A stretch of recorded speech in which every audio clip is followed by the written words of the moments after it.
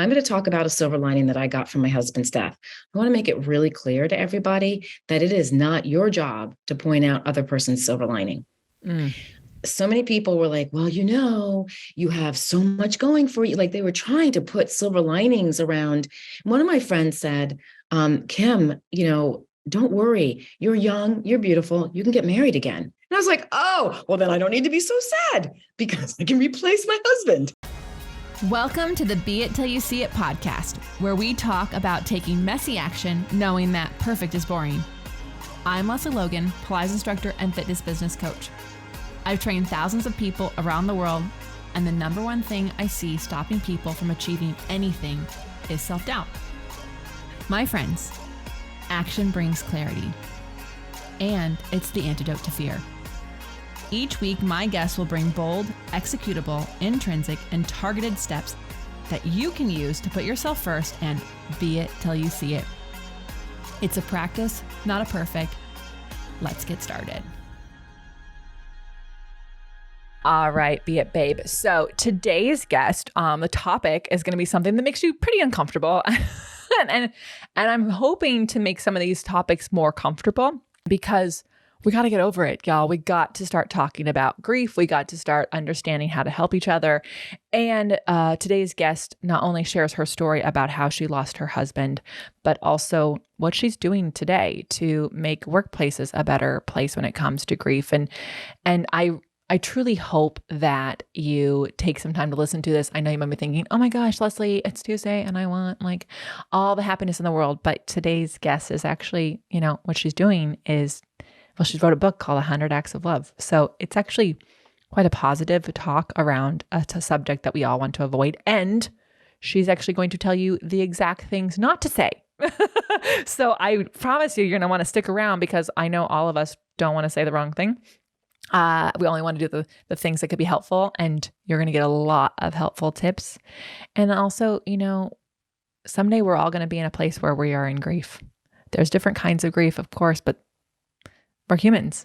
We're going to lose each other in our lives. And so being able to hear other people's stories, I think, is really important to understanding how you're feeling is normal.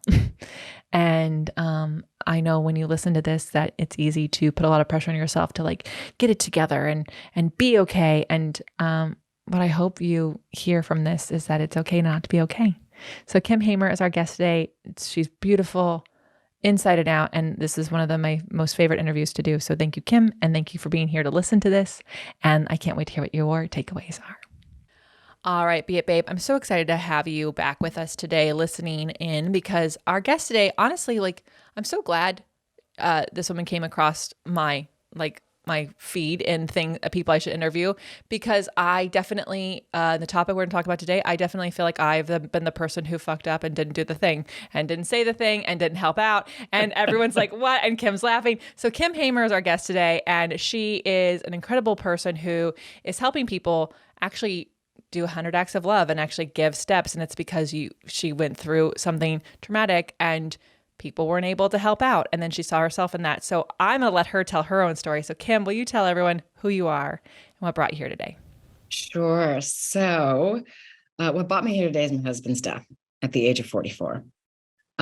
He was 6'6" tall, about 230. So, good size man, not a skinny 6'6", and very healthy. We were like the typical LA couple, like working out together and trying to make our way in the world with our 3 kids, making sure that they're good students, eating organic food, exercising. And that didn't help. He was diagnosed with cancer. It was very surprising for both of us. As I can't imagine someone says when they get diagnosed with cancer, "Oh yeah, I thought that was going to happen." Yeah, but also it's always surprising. But also, like when someone is 60 plus, you're like, well, yeah, when you get a certain age, it's a numbers game, right? Like that sounds really terrible, but like 40, but you right. don't expect to be diagnosed with something like that. This is very true. And it was really surprising to us. And what I learned in that first part of the journey, that day that we found out, it was literally like one of those, Hallmark movies. My husband had been having trouble breathing. And for some reason, when he said, I'm going to call the doctor, I said to him, I want to come with you. And he, right on the heels of that, he said, I want you to come with me. Like, we knew something wasn't right. And I don't want to go into details of what the symptoms were, because no one needs to be going, oh my God, I can't breathe, I might have cancer. We don't need to be another WebMD moment. Yeah, exactly. But we were sitting in the doctor's office, and Art had had an x-ray and an exam, and the doctor came in, and we're sitting at the exam table. On one side of the exam table, the doctor came in and wove his hands together and put them on the exam table and said to my husband, I think you have cancer. And the only reason he couldn't confirm it is because it was inside, and we needed to do, you need to confirm it with tests. So we kind of fell into this. It was very serious early on. It was stage 4. And had we not taken like immediate action that next week, he probably would not have lasted through the end of the month. It was really very, very, but we didn't know.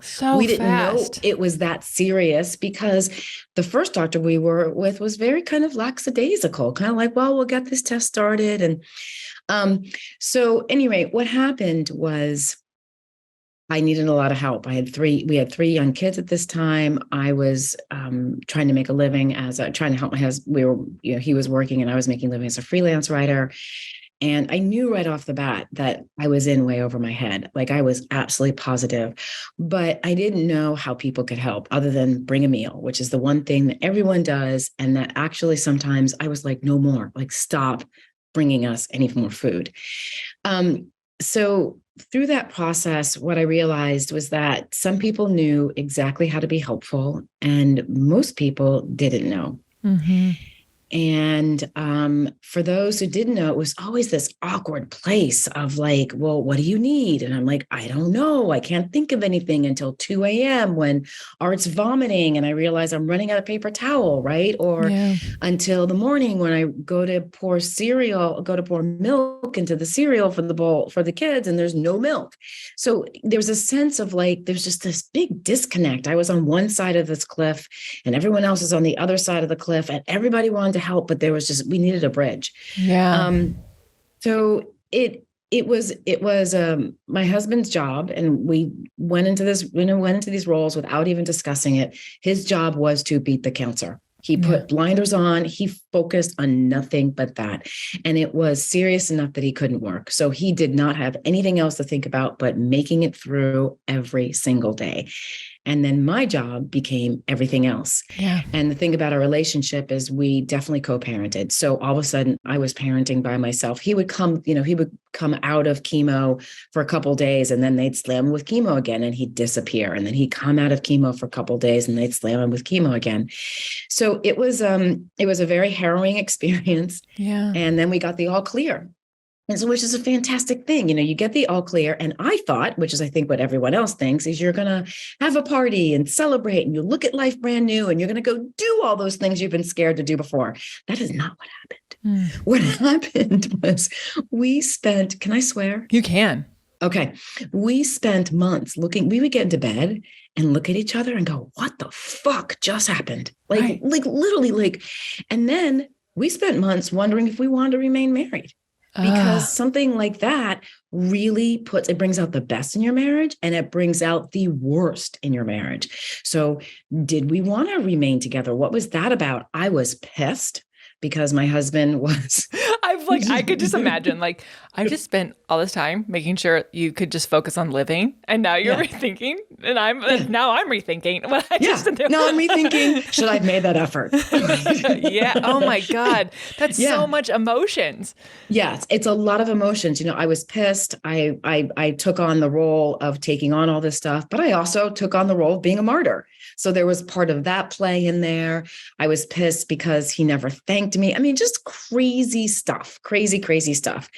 We go through our lives. We decide that we do like each other and we do want to remain married. We go into couples therapy, which is very, very helpful.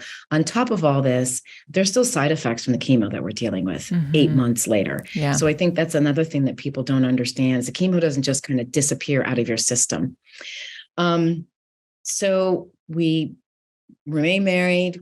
We're going to make a go of it. We're kind of like getting our feet back into life and going out and helping the kids do all these other things. My husband does his first triathlon. I had been doing them for years. It was sort of my domain, but I was like, go for it. He does his first triathlon. We go away for Thanksgiving and he starts to have symptoms again, but he's not really focusing on the fact that there's symptoms. He's just saying he doesn't feel well. Yeah. And then at the end of December, it was clear, you look back at photos, you can see that he'd lost a lot of weight, but when you're with him day to day, you just don't notice. Yeah. And then we caught it. Cancer came back less than 2 years later. It was stage 4 again. And then 4 months after that, he died. So it was just sort of this whirlwind again of, okay, we're going to jump into the roles. Like I was familiar with this role. He was familiar with this role. After he died, of course, he was 44, so very young. And our kids were 12, 9, and 7. They were also young. And there was this sort of, I saw how so many people knew what to do and so many people didn't know what to do, how friends who we thought would step in stepped back, and how other people who we didn't really even know that well became our friends, right? Became in and stepped in and became my friend, became my husband's friend. And it was about that point that I started to get really resentful of people. I'm going to tell you all, this is the honest truth of what happened in my mind. That's what we want, because I think that like I said at the beginning of this, y'all, like I was reading what you wrote and I was like, oh yeah, like I know, like when a friend has a kid, I'm like, oh, I don't have a kid. So like, what do you need? Do you need toilet paper? Like, but they need more clothes? Do you need diapers? Like what size? Exactly. So then you're like, hey, how's it going? Right. Exactly. Been a while. Exactly. So like, I feel like I love that you're sharing all of this, because I think one, then when someone in our lives is going through it, we can kind of like glean from this whole moment and learn from it. Also, like, we may be in your same shoes someday. And like, gosh, we don't want to feel like we're alone and like we're the crazy person who's like, like I'm over the food. Exactly. I will tell you this. My kids went on a lasagna strike after my husband died because people kept bringing us lasagna. And, there's 100 million ways to make lasagna. So the kids would love one lasagna who I can never remember who bought it for us, who brought it over. And then we have that one, then they have another one. And they were like, this one sucks. And so literally a month into it, my oldest was like, Mom, no more lasagna. We don't want any more lasagna. So I had to tell all our friends, like, no more lasagna, y'all, because we were lasagnaed out.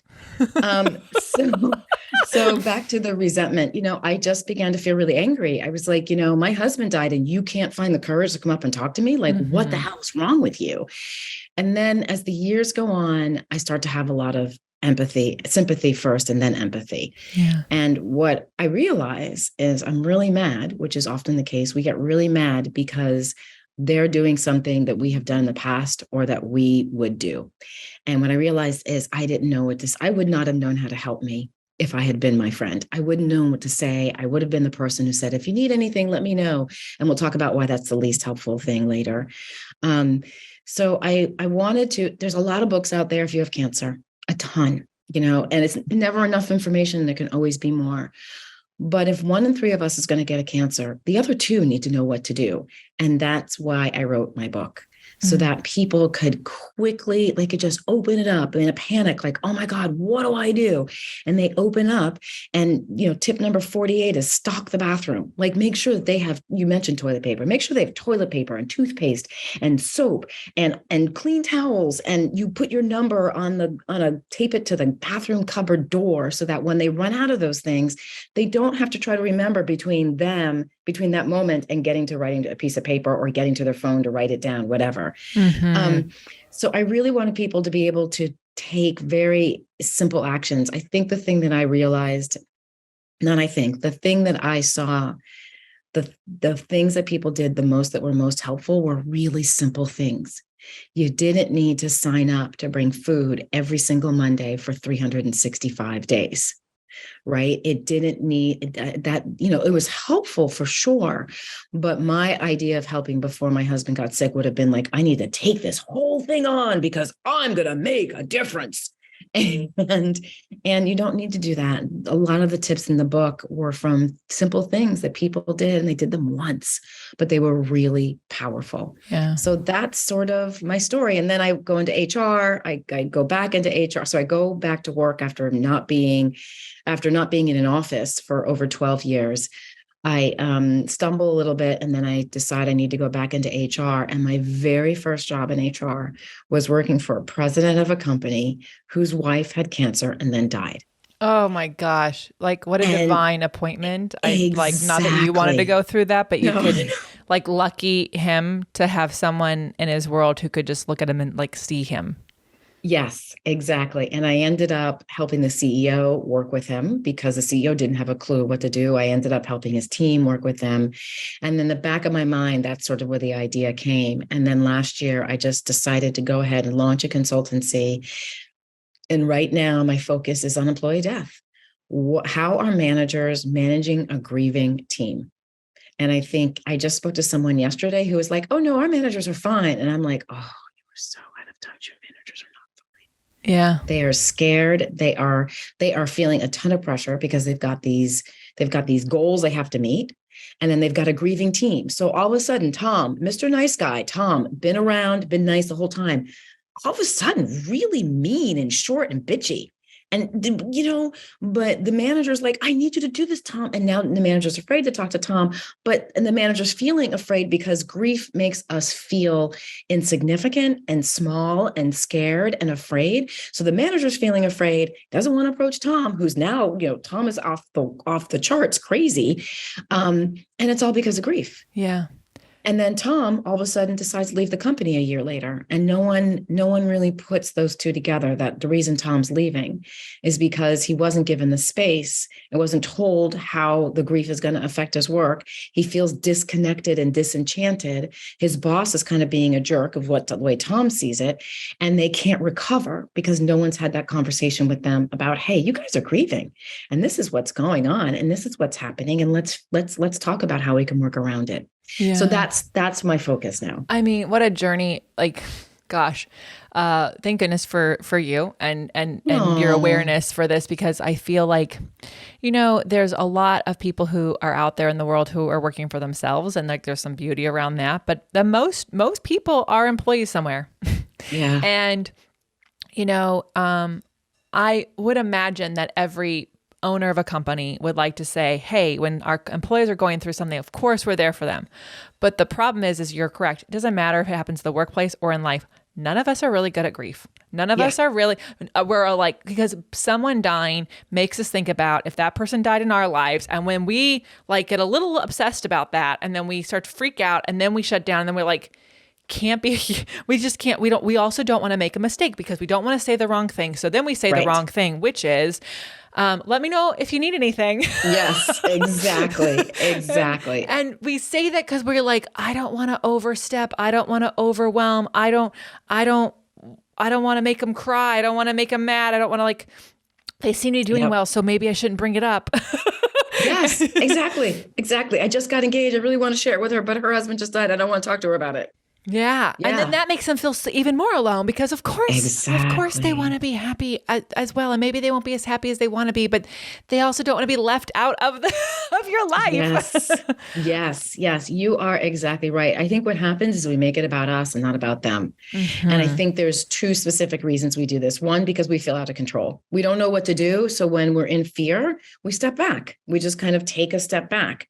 The other reason is because when we don't want to touch on it. It hurts. I became aware of how difficult the loss of my husband was for my in-laws several years later, because it was all about my loss at that point. Mm-hmm. But all of a sudden, occasionally during the first couple of years, I would look at it and think, holy shit, they lost a son. Yeah. So we don't want to put ourselves in those shoes because it doesn't feel good to think about the fact that, we are all going to die.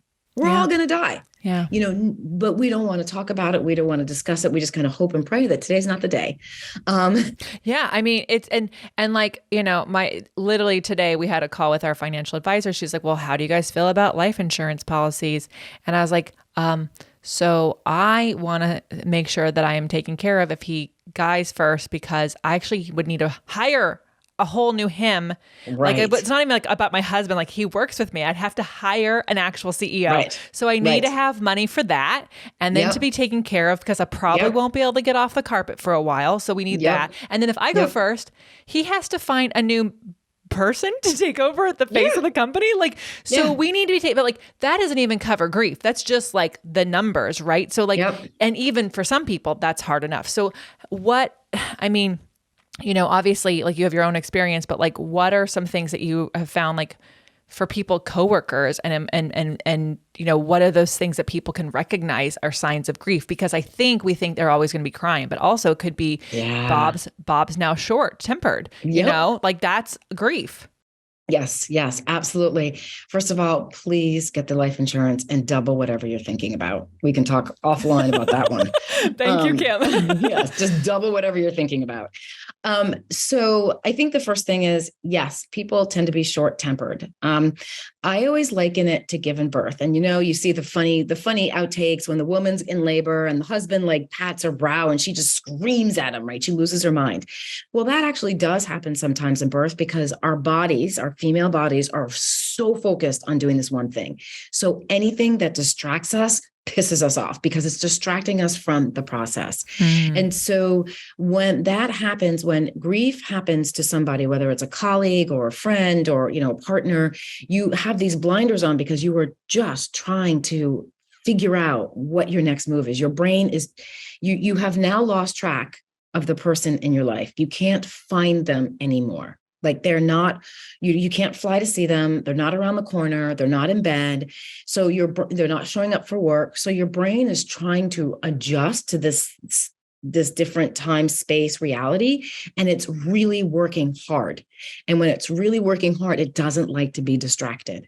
So grief can show up like all of a sudden you could be talking about rainbows and this person could burst out crying. So I think sometimes we think, oh no, let's not talk about their person because they'll make them cry. That sometimes has nothing to do with it. Sometimes it's just this random thought pops in and they cry. Short-temperedness is a really great one. Sadness, we don't do sadness well. We're so quick to call sadness depression, but sometimes it's just sad. And so you feel lethargic. You don't want to go to work. Disinterest is another huge one that happens a lot. Is all of a sudden that job that you loved, what's the point? Why am I going to work? Why am I showing up? This is really dumb, right? And that can lead to that short-temperedness, right? Because someone who's not as close to the person who has died is in a meeting with you and they're talking about this type of thing and they're getting mad about it. And you're like, are you serious right now? Joe just died 3 weeks ago and you're in here yelling about this number that doesn't make a crap of difference. Yeah. So I think those are some of the things that people need to look at. Another one that people often don't look at is the opposite, that high energy, high positivity. Everything's going to be all right. It was purpose. I'm really grateful I got to know this person. She was really great. Just that kind of high energy, like that is someone who's really working hard to protect that incredible anger, sadness, resentment. Another one is guilt. And guilt, of course, can't be seen. But sometimes when we're guilty, we turn to anger to protect it. Anger, I always consider anger as a cover emotion. Yeah. Usually when you're angry, there's other feelings below that are causing the anger to come up. So guilt is another one. Last words I exchanged with them wasn't good. I should have been nicer. They were doing this meeting. I didn't, we can come up with all sorts of reasons, shoulda, coulda, woulda. And that can also drive a lot of feelings at work. So I think those are sort of the top ones when you ask. Yeah. Thank you. I mean, it is interesting how anger can be the cover for a lot of things. I think, the fear of all of it. Right. So, and so you wrote a book and what was that? Was that almost like therapeutic for you? Was it helpful to kind of like organize all the things that were helpful? Was it for you? So when a friend or family member is in the same situation, you can go, okay, I remember this. Like what prompted that? Because a book is a big deal. It takes a lot of time and effort. So what prompted that? It was like a fight between me and spirit, or me, whatever you want to call it, me, God, Buddha, spirit, whatever. Because spirit was like, you need to write this. I was like, yeah, no. I'm not ready. No, you really need to. No. I'm not a writer. I kept telling myself I'm not a writer. And I finally decided I wrote it in 17 minutes a day. Every day I would go to work at a company. I would sit down at my desk and I would set a timer and I'd write for 17 minutes. 15 felt too clean, like it didn't feel like enough, and 20 felt way too long. Yeah. So 17 was what I found. And I would just kind of keep going at 17 minutes, 17 minutes, 17 minutes. Sometimes I would end up writing for an hour. Other times it was just all I could do to write for 17 minutes. And as it started to come out of me, that's when I started to organize it. So I realized that the book is organized in sections. There's helping with a car, right? And we don't think about that when someone's dealing with cancer. We're always going to food, but a car needs to run. A car needs to have gas in it. A car needs to be registered, right? All those things. A car needs to be washed, all those things around a car. Then we have help around food, but it's not the typical, hey, bring over lasagna. It's things like put a cooler by the front door so the person doesn't have to answer the door every single time a meal is delivered. That's a pretty important one. It gives the power back to the person who's receiving the support, whether or not they want to put out the energy to talk to you at that moment, or not you personally, but talk to whoever's at the door. Yeah. Helping with kids, because I had kids at the time. And so I still have children. They're just not children. I said that once, people go, my God, did they die? And I was like, no. Yeah, the size of them was smaller. Exactly. Yes. And then work and helping from a distance. So that's how it became to be organized. But it was very scary for me. But once I started to organize it, I had a vision of it. I really kind of wanted it to be sort of like a coffee table book, the kind of book that people can leave out and people go, what is this? And open it up. I really wanted it to be easy to read because I read a lot, but I'm a bullet point underline kind of gal, and so I don't want to read when I'm in a hurry to help my friend who's dealing with cancer or loss or anything else. I don't want to have to read 5 pages to get to that one nugget. So it really is sort of a flip open book, and you can just kind of open it up and like, oh, here, give her cash. Okay, wait, let's say give her cash and then run away. Okay, great. I'll do that. Yeah. So it's these kind of really simple tips. And so that's how it came to be. But I had friends, I took a chance, and I had friends come over a couple Sundays in a row and they read through it with me and they asked for clarity in areas. So getting that feedback was really hard. It was not a painless process. Just put it that way. But I love that you brought people in to help you with that feedback. As you were saying that, I was like, oh my gosh, it should be on like the guest bathroom toilet. Like just, you know what I mean? Like, because like people are always in the guest bath, and if they're in there a little longer, then they could like read page, like could just flip it open and go, oh, like you could like pass on these little nuggets so that, if they ever need it and then maybe they have it. I think that, especially for what the whole book is, like the way you put it together in those bullet points, what I love about that is like we're still not good at talking about grief. And so having a bullet point of I can do this. And also for the perfectionists and overachievers who are like, I don't want to screw it up. It's like, just do this one thing and you don't have to do it every Tuesday. You could just do it this Tuesday. And like, that's it. I mean, it's, we forget that those small acts really do mean a lot, and you don't have to be all or nothing. I think we can really take the pressure off of ourselves to do that because, the other person may not need that same thing next week. So you don't have to sign up or then not sign up because you've told yourself a story is going to be for the next 9 months. Right. Exactly. And I think that is a really good point. It really is. It's hard because we don't feel like it's enough. Right? Our friend, our colleague, our employee is going through hell. And really what enough is if we could just take it away from them. And I think sometimes we don't define what enough is in our heads. And so we keep thinking there's got to be something more. There's got to be something I can do or be or say.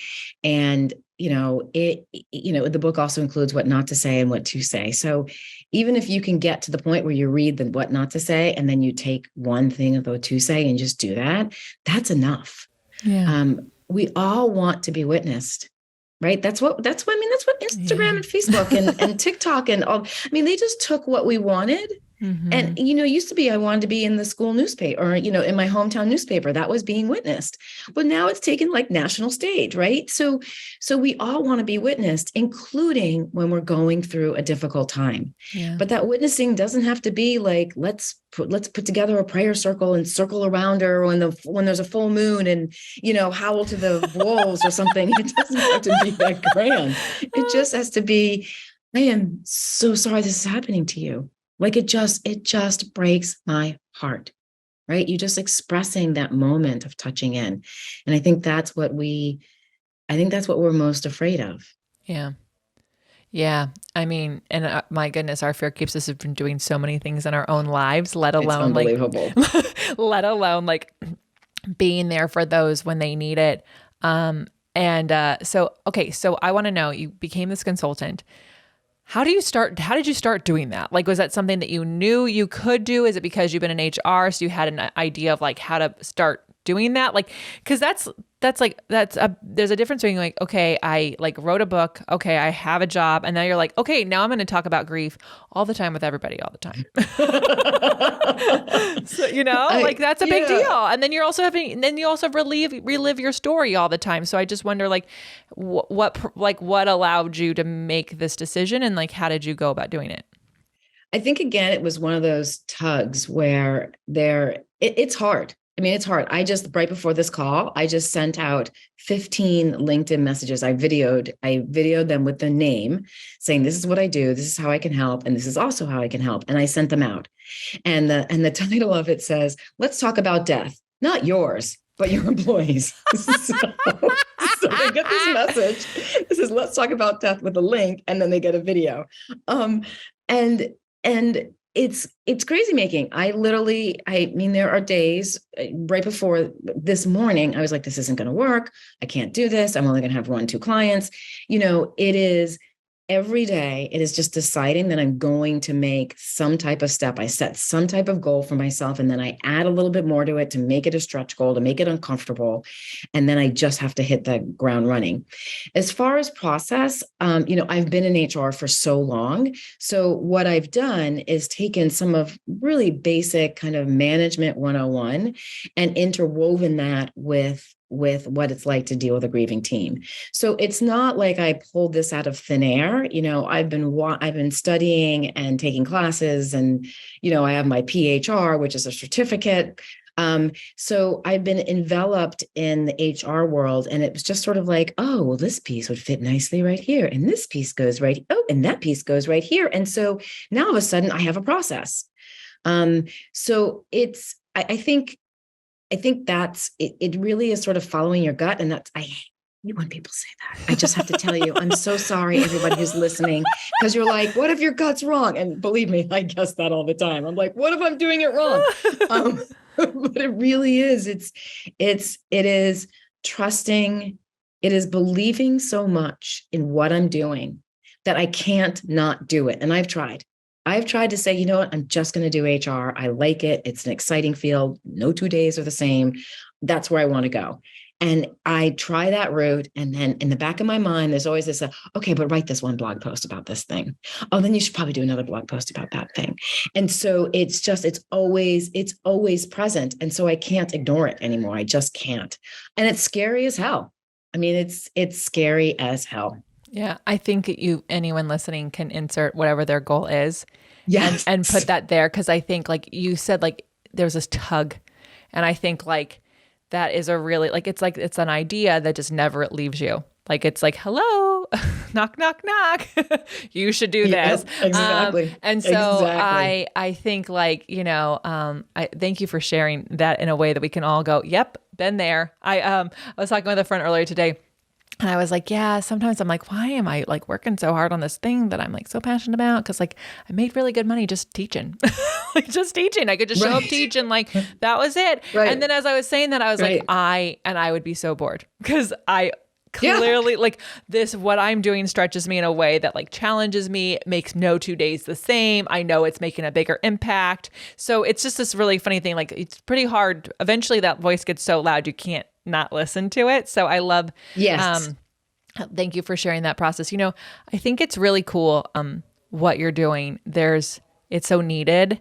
And I like, as you're talking, I have like three people. I'm like, I hope does she know this person? She doesn't know this person. Like, I don't know why I've been so interested in this topic lately, because it's not like I've had any loss in my life in the recently or that close to me, but I do see how it affects. I coach a lot of Pilates instructors. A client passes away, and it's like, that's your every Sunday at 9 a.m. That was your client.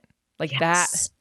That's how you don't just go and put someone else in there. It's not like the person goes, thanks so much, Les, I'm not coming anymore. I'm not renewing my package. Like it's like, But so even that's a loss. it's a loss. I mean, I just broke up with a guy. It wasn't like we went like 5 dates, and I texted him and said, "Hey, I don't think this is a fit." And then for the last week, I've been thinking about him. I've been like, maybe, he was so sweet. He was so nice this way, and like, because I realized I'm grieving, not the kind of grief that is when your person dies, but even losing a client, someone who you like, is grief. Yeah. And I think your questioning it, your kind of curiosity about it right now really speaks to the fact that there's loss almost, especially when you're an entrepreneur, there's loss pretty much every week. Like ideas, something some that ideas you wanted, just don't go. some dream, something that you have to give up. And sometimes it's bigger and better. But I also think this is what makes life amazing. And we hear people talk about these stories and about how it wasn't Brene Brown, it was someone else who just talked about how to use terrible things to really make your life sweeter. And I hate to say that. I do want to say something. I'm going to talk about a silver lining that I got from my husband's death. I want to make it really clear to everybody that it is not your job to point out other person's silver lining. So many people were like, well, you have so much going for you. Like, they were trying to put silver linings around. One of my friends said, Kim, don't worry. You're young, you're beautiful. You can get married again. And I was like, oh, well, then I don't need to be so sad because I can replace my husband. you know that they don't mean it that way. They but don't mean it. Yeah, exactly. I love that. We don't need to find other people's silver linings. They get to do that in their own story time. Exactly. And the silver lining for me is, there's been a ton of them. I had an experience with my youngest son. I applied to speak at this event, and I needed to have my application reread. Like, I just knew I wasn't quite gotten it. And my daughter does a lot of it for me. And I just called my youngest son because we've been working together on some writing stuff for him. And so I said, hey, can you take a look at this? And he's like, yeah. And he took a look at it and he said, I don't understand this. And what about that? And it got clear. I got clarity, and my application got accepted. And I thought to him, I said to him, your father would be so proud that you did this. And then I thought, if Art were here, I would have never gone to Ezra. I would have never asked my youngest son for support. Right. And that we now have a bond on a different level because my husband's dead. Yeah. And there's no trade-off. I can't say I wish my husband was alive and I wish I didn't have this bond. And I'm glad my husband's dead and I'm grateful for the bond. There's no either or. It's just this kind of combination. So I have this incredible bond with my children where I ask them for support in a way that most mothers, when you're married to someone, you don't ask your kids for support in that way. Mm-hmm. And it was so beautiful and so sweet and so wonderful. And it's because my husband died. Yeah. So there's always this juxtaposition of my life. I really like my life. I really do. And I still think about my husband every single day, not always in tears, a lot of times in laughter, but I still think about him every single day. But my life is really sweet and wonderful and open and kind. And I love more openly because he died. I can't trade that. There's no trade-off. Yeah. Oh my gosh. Kim, you're amazing. I hope we get to connect more in the future. I'm grateful that you're doing what you're doing. We're going to take a brief break, everyone, and then we're going to find out how people can work with you and your beit action items. All right, Kim. Well, you have been just wonderful sharing everything that you've learned, and I've learned so much from you already. where can people find you, follow you, work with you? I know you hang out on the LinkedIn. So. I do. Hang out on LinkedIn. The uncool professional platform. I know. Everyone's trying to get me over there, and we'll talk afterwards. It's got some pluses. Yeah.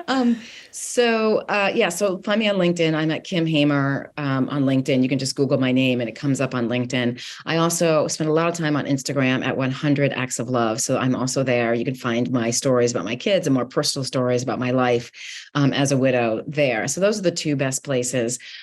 If I know we talked about this really quick, and is it okay if I talk really quick about the number one thing not to say? Yeah. Yes. Okay. Because I wanted to make sure I touched on that. So the number one thing not to say, if you need anything, let me know. There are 4 reasons you should never say that. One is because it doesn't connect you. We talked a lot about just sitting in the yuck with the person who's going through this horrible time.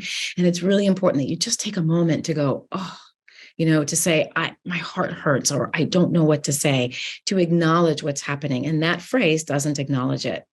2, you're going to like this one, but Lesley, what is anything? Like anything? Like, did anything mean that you're going to go pick up my vomiting 4-year-old toddler in the car you just cleaned? Or did anything mean you'd just be happy to drop off a bottle of wine? Anything is too big for anybody to get their head around. It's just too much. The 3rd reason it's not helpful is now you put the pressure on the person you're trying to help to come up with something, right? And so their brains already, like I like to say, they already don't have 52 cards in the deck right now. They may be down to 26 and maybe they have 47. We don't know, but they're not thinking straight. And so you now put the extra pressure on them to figure out what anything is and figure out that one thing that you might be willing to do. And the 4th reason it's not helpful is because none of us are really good at asking for help. And now you've put the pressure on someone who is extremely vulnerable with their life right now. Their life is up, the floor has become the sidewall and they don't know what they're doing. And now you're asking them in this extremely vulnerable state to ask you to do something that you may not want to do, that they just figured maybe this is the thing that you want to do, and risk rejection. And nobody is going to do that. And we all think, I don't want to bother them. They're too busy. This puts a burden on them. That's where our heads go. So the person is unless they're like your bestest friend in the whole wide world, they're not going to come back and ask you to do something. Yeah. So that's why it's the least helpful. Instead, be specific and offer more than once. Now, there are 4 other things I recommend that you don't say. And a great way to find those 4 other things is to go to my website. Do you like the segue there? I love it. I love a good transition. You go to my website at 100, that's the number 100actsoflove.com/what not to say.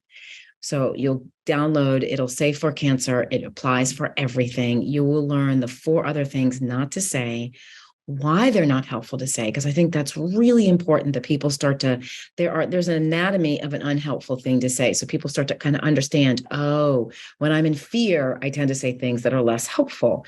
And then they'll also find other phrases to say instead of those 4 bad phrases. So that's what I wanted to share. Oh my goodness. Okay. Well, thank you. That is, I'll be going there. We'll put the link in the show notes. It's just, it's terrible that we all are, and it's 2023 when we're recording this. I'm like, we still don't know these things. Yeah. They're not being taught these things in school.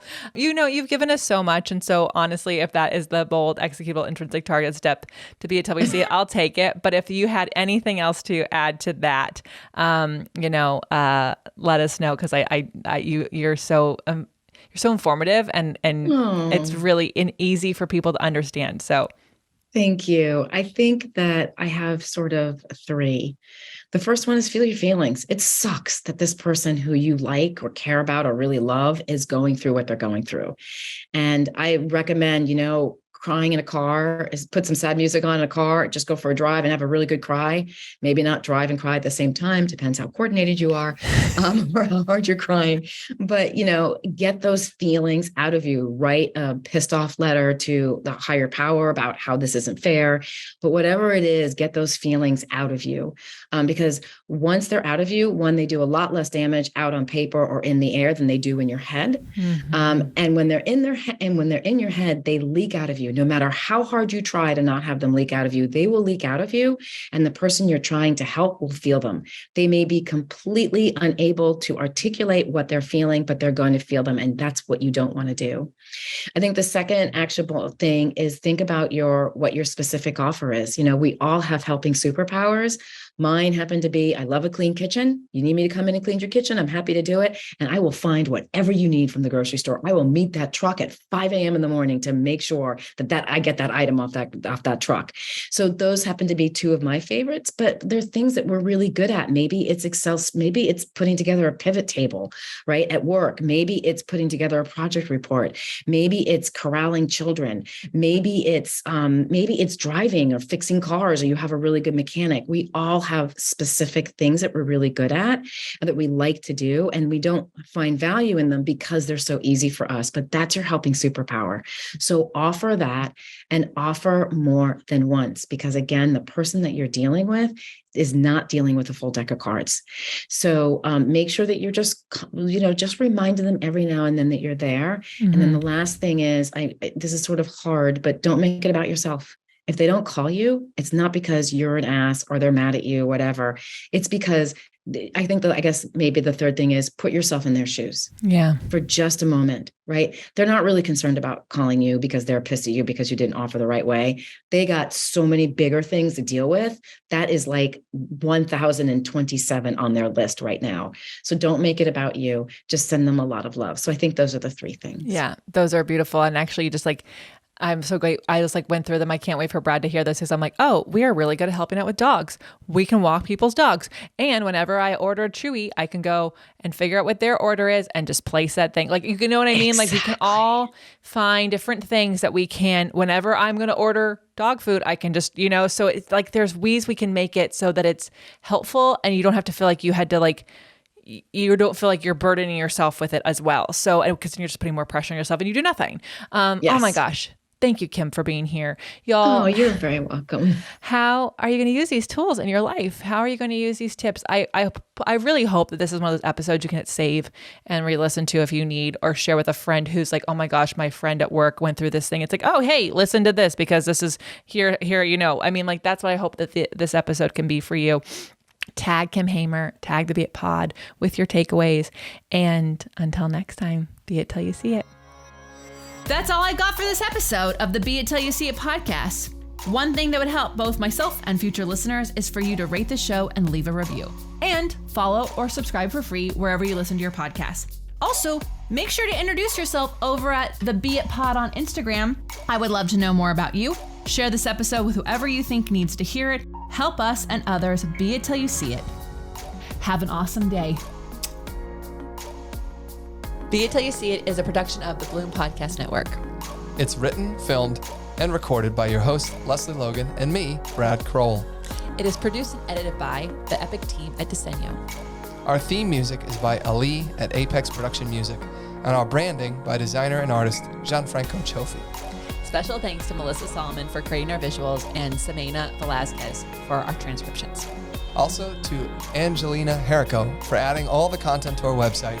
And finally to Meredith Crowell for keeping us all on point and on time.